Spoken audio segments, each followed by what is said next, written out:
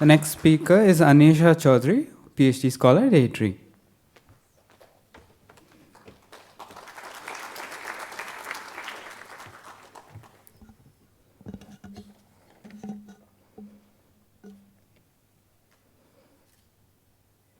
Someone once said, "Where there is tea, there is hope." If you are a tea drinker, you will know the refreshing feeling of the first sip of the Darjeeling brew every morning. But as a tea planter's granddaughter, I know tea plantations also present a bleak image of ecological demise, a legacy of the British Raj. I often wondered whether this would ever change. Economic liberalization of the 90s ushered in various sustainable agricultural standards.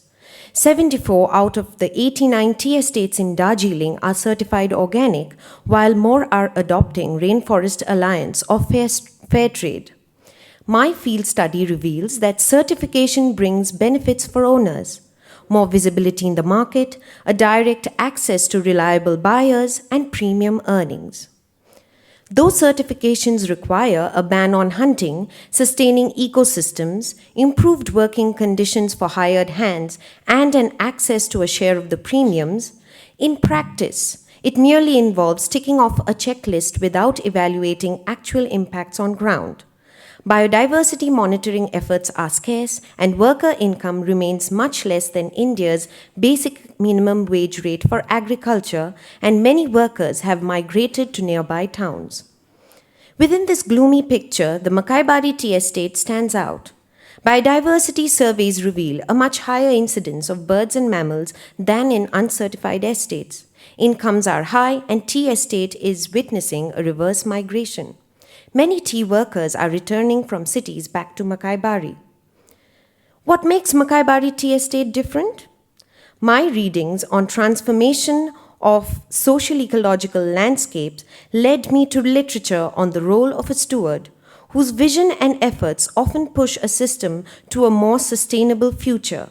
My interviews led me to conclude that it was the role of Raja Banerjee, owner of Makaibari, who made the transformation possible.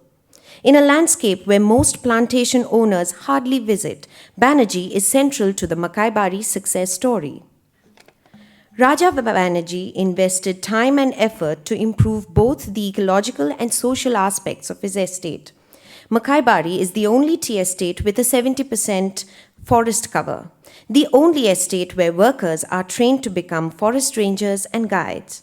It is the only estate to progress from homestays and bird watching to a more adventurous tree climbing and canopy exploration in association with ATRI. Finally, it supports workers to earn income from the sale of produce and medicinal herbs. All these endeavors has today made Makaibari a premium brand, so much so that in 2014, Makaibari tea sold for 1.12 lakhs or $1,800 a kilogram.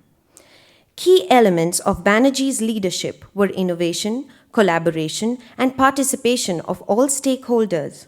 A leadership worth emulating, Banerjee provides an example of how actual benefits of certifications can reflect on ground.